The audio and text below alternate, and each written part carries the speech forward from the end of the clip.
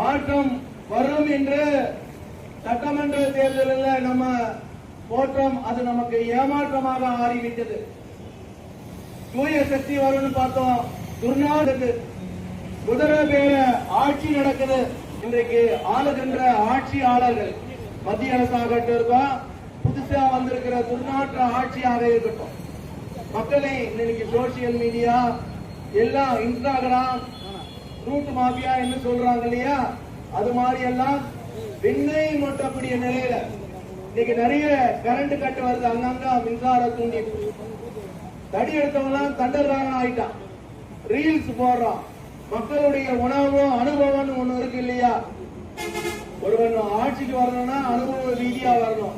மக்கள் எல்லாத்திலும் எம்ஜிஆர் ஜெயலலிதா மாரி ஆயிட முடியாது, எம்டிஆர் ராமாராவ் மாதிரி ஆயிட முடியாது.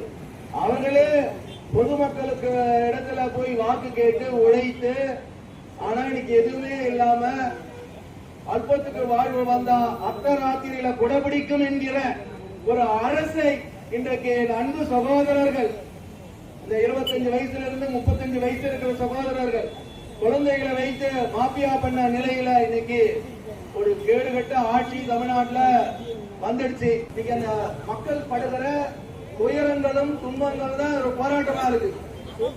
இதை கேட்க யாரும் இல்லையா?